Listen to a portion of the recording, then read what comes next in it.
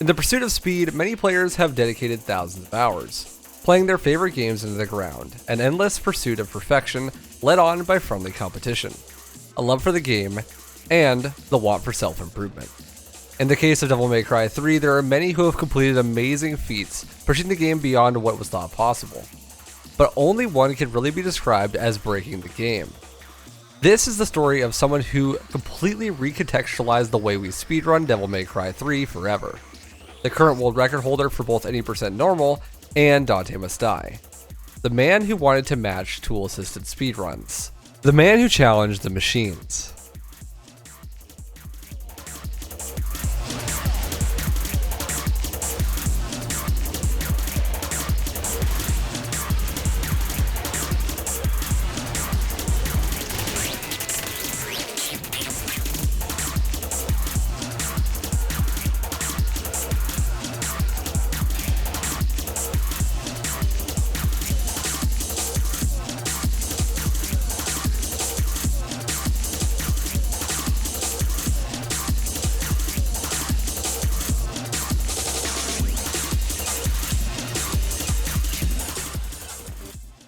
In early 2018, Devil May Cry speedrunning was just getting off the ground. The previous year's DMC1 runs by Maxi Lobes at Games Done Quick had inspired a new generation of speedrunners for the whole series.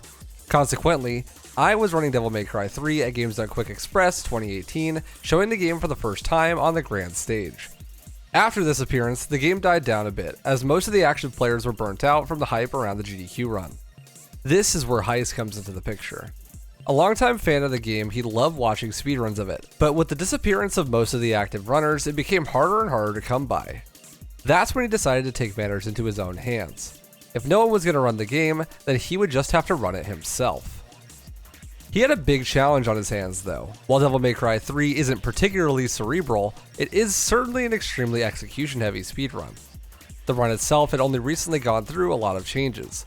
The adoption of a style known as Royal Guard for the whole run would drastically raise the skill ceiling, requiring runners to become intimately familiar with the timings and mechanics of all enemies in order to properly time blocks and parries. You see, the game has 4 main styles to play. You choose from the start of each level. Trickster, which gives the player lots of evasive actions and gives them tons of invincibility frames. Swordmaster, which gives the player lots of additional moves for the weapons that are melee based. Gunslinger, which does the same thing but for guns. And Royal Guard, a skill that enables the player to perfectly negate all damage on any attack in the game, if the button is pressed at the perfect timing. The timing is really tight, however. The game runs at 60 frames per second, and a perfect block is about a 6-frame window. That's 1/10 of a second. This is only the tip of the iceberg, however, as blocking not only negates damage, but it also raises the revenge meter. These balls up in the top left of the health bar track how much damage you have blocked. Then you can release this meter with a counter for massive damage. If it is timed at the same time as a parry, it has highest damage output of anything in the whole game by a wide margin. The window for this perfect counter is only 3 frames, or 1/20th of a second. Over the past few years, the evolution of the run simply boiled down to getting good enough at Royal Guard to be able to use it to its fullest potential across the game. This high-risk, high-reward style of play made Devil May Cry 3 a fast-paced, edge-of-your-seat experience to both watch and run. That being said, catching up to the frontrunners was going to be no easy task, but that was one that Heist had no qualms with doing. Starting in April of 2020, Heist would slowly but surely master Royal Guard. Countless hours of practice and runs would culminate in back-to-back personal bests, rising in the ranks, making his way towards the top. On his way there, he would watch every single run on the leaderboard, collecting data and taking strategies from each runner's own little idiosyncrasies. Taking the combined knowledge from every runner to ever run, Heist was a compendium of alternate ideas and methods when it comes to the game's combat, and this is not something that would be limited to speedrunning itself. The primary thing that high-level players of Devil May Cry were doing since the release of the game was style play. Because of the game's inherent incentives towards stylish types of play through the style meter and in-game ranking system, a large community of players gathered towards sites like Phantom Babies to share combos, strategies, and style videos. Essentially, anime music videos, these 1 to 20 minute compilations of cutscenes, music, and stylish play paved the way for the culture surrounding Devil May Cry all the way up until late 2018. Because of this, most of the in-depth knowledge of the game's mechanics were lost on old forum posts or collected from a style perspective. This meant that the knowledge was there, but it hadn't been adapted to speedrunning just yet. Players like 475, Blowhard, and Delusionary Killer have been using strategies that were far beyond what us speedrunners knew to be possible for years, and it took us until mid-2020 to finally tap into it. But why did it take so long for this integration? Surely the communities had some overlap, some communication between them, and some idea of what the others were doing. And the answer is, well, the speedrunning community was just too small. Before 2018, there was at most 3 active runners at a time, and only one of them really pushing times and meta. This runner was a runner by the name of Simoteus. I covered the entirety of Simoteus' reign and the build-up before him in my History of Devil May Cry 3 speedruns video, so I won't go too in-depth here. But to make a long story short, Simoteus had a very in-depth tutorial explaining what was currently in the run, then single-handedly over 4 years improved the record from a 112 to a 103. Most of the time save came from pure execution of the game's combat being improved. Fast forward to 2021, few had come close to Simo's time, and those who wanted to had years and years of execution grinding to match up to. Because of this innovation for the most part stopping, why bother making new strategies when the frontrunner is over 7 minutes ahead of everyone else using the same strats? There was simply no way, no matter what you did, that you'd be able to compete with Simoteus. That is, until other people caught up to him in execution. So that's what people did. We just did runs, and practiced until we were as close as we could stand grinding for, usually leading people to around the 108 mark before they called it quits. It's no surprise either. If it took Simoteus 4 years to grind to that level, then it should take at least half of that for others to catch up, even with the knowledge that Simoteus had gained from doing it for the first time. At the time that Heist had joined the community, Simoteus was dipping his toes into the new game Dante Must Die speedrun. For those who may not know, Dante Must Die is the hardest difficulty in the game, and is intended for at least your 4th playthrough on that save file. Enemies attack more often and faster, have much more health, new attacks, and new AI. They also do significantly more damage. No one had actually finished a proper speedrun of New Game Dante Must Die until Simoteus, who did it out of pure curiosity. Simo got a 2-hour and 52-minute time and said, fuck that. But Heist was motivated by this. The style play videos he would watch primarily played on Dante Must Die, and other inspirational tool-assisted speedruns could tackle DMD in under an hour and 20 minutes. Task speedruns use an emulator to play the game frame by frame to make as perfect a speedrun as the creator can manage. This allows for a level of precision that is completely impossible for human runs. The task runs for DMC3 are an absolute blast to watch. The uniqueness of the strategies and the sheer magnitude of the combat makes them endlessly impressive even if they aren't actually performed in real time by a human. Heist had a curiosity, one that many people have. Actually, how impossible would this be for a human to do? Is it possible to get times near that of a tool-assisted speedrun? Particularly inspired by this new game 100% Dante Must Die tool-assisted speedrun by Hayate Ayasaki, Heist would drop New Game Normal for a while and focus primarily on attempting the impossible. The man wanted to try and achieve a tool-assisted level performance. Heist wanted to grind Dante Must Die as far as he possibly could, and he ended up getting it all the way down to 2 hours and 8 minutes. A far cry from the 120s of Task Past, but for human, that was actually an insane time, and much improved from the previous 252 from Simoteus. Along the way, he also grinded out some insane individual level times, such as Mission 1, where he achieved a 106, only 10 seconds off the 56-second tool-assisted speedrun. While Heist was fighting the machine on DMD, Normal was stagnating, and it would continue to be this way for the foreseeable future, until one man decided that he would take on the god, and went on the grind of his life to dethrone Simoteus. Loner Hero grinded for months on end to be the first to finally topple Simo, and when that happened, it inspired the rest of the community to follow suit. The most important thing though was that Loner did it with a few strategy variations, Lonerisms as they're called. Unique new strats made by Loner that may or may not have saved time in some sections. This was important because it showed that you could get a really good time by doing things other than exactly what Simateus was doing. That makes sense, but at the time, he was so much better than everyone else, it didn't make much sense to rival any of his strategies. But Loner did, and this idea would birth the spark of life into Heiss, who had been grinding to catch up to those who charged headlong at Simateus' time. Because Loner had beat Sima with his own approach, Heiss decided that he wanted to as well. And being such a fan, having seen almost every run on the board, including Loner's, he combined his knowledge with the knowledge he got from the style players to create completely new strategies, a true hybrid of those who came before him. He also became the lead innovator, creating new strategies left and right. Mostly small things, a few second time saves here or there. At least, that was true until one day he was messing around with something called a zip, and discovered a trick that would change Devil May Cry 3 speedrunning forever.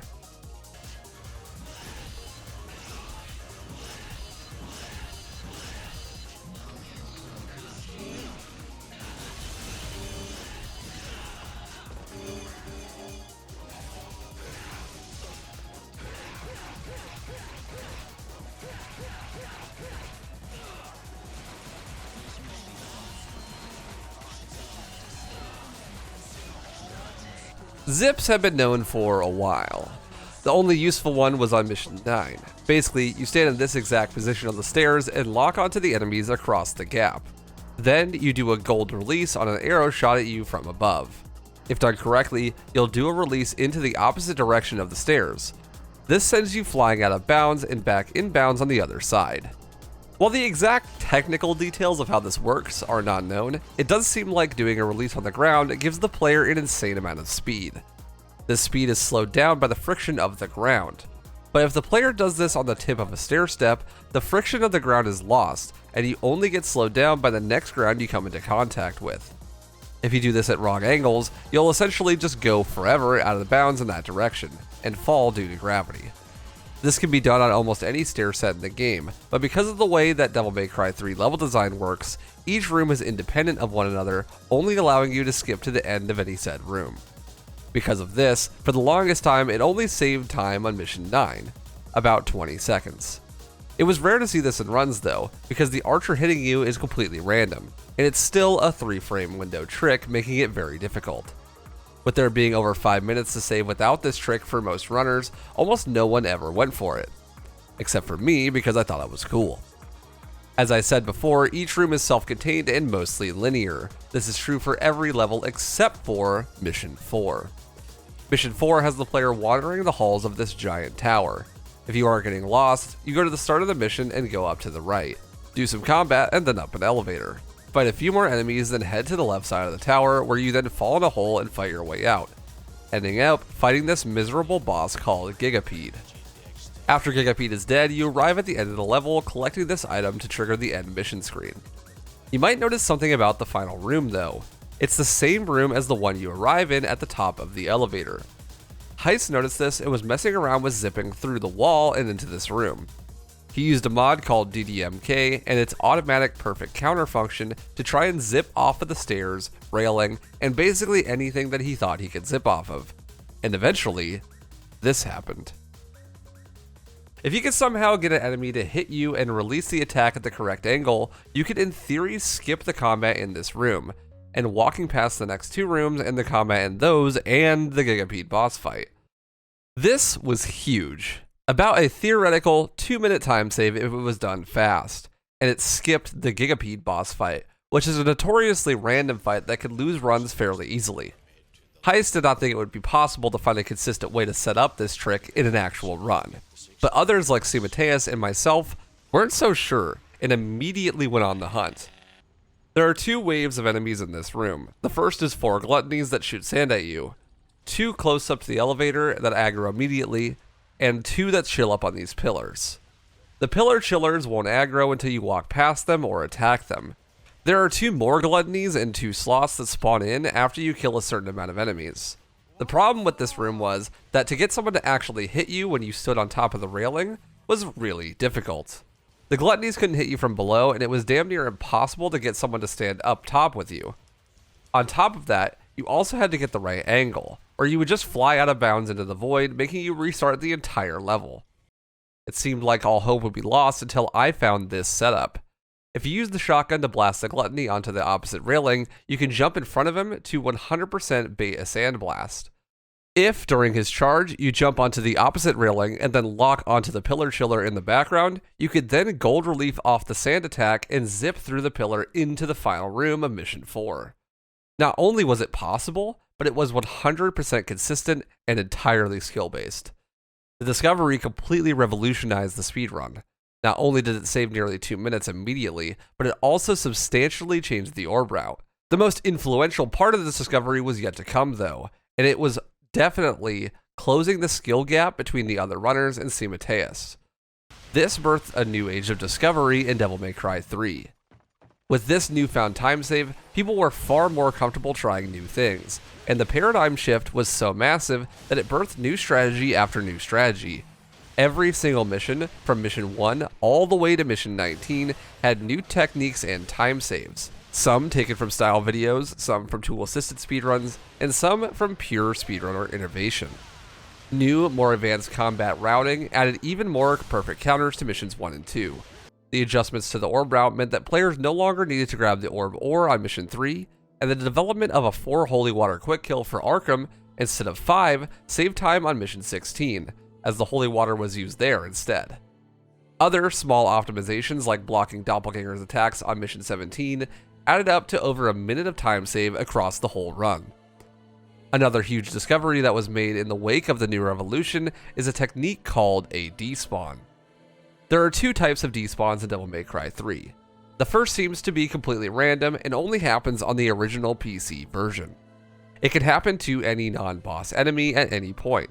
They're most likely to happen on the carriage on Mission 10 and 11. As you hit the enemy, they just completely despawn, killing them instantly. This has been known to happen randomly to some larger enemies like the Vanguard on Mission 2 as well, saving upwards of 15 seconds. The second despawn technique is actually completely consistent and can despawn multiple enemies at the same time.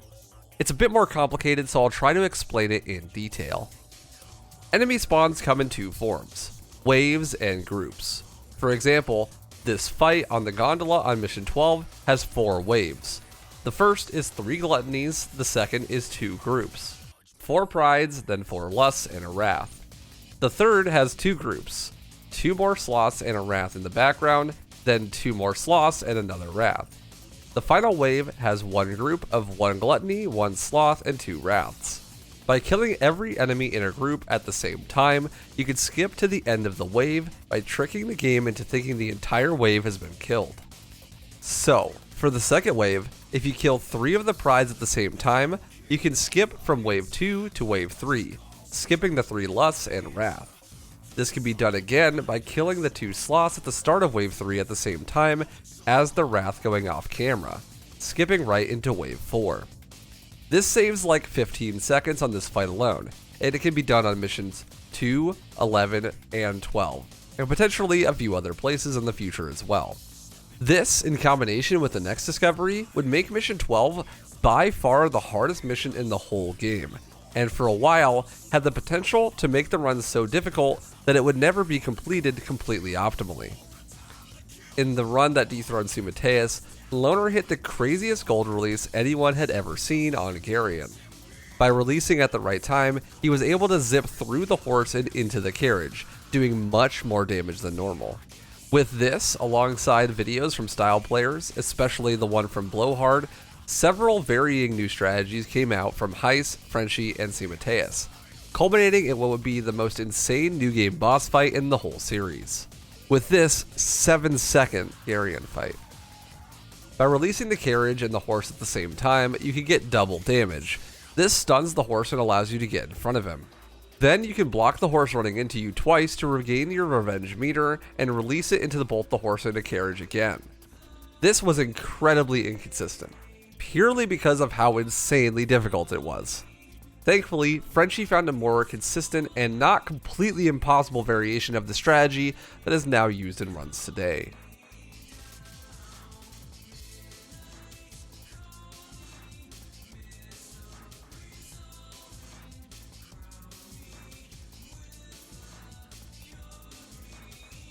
On the very next mission, another quick kill is found that is almost equally as difficult. This one is not used in runs just quite yet, but it boils down to this. Normally, you could skip Vergil 2's second phase by just doing enough damage to get him into the third phase, skipping his Devil Trigger entirely. Doing so opens up for more attacks and you can kill him rather quickly and consistently.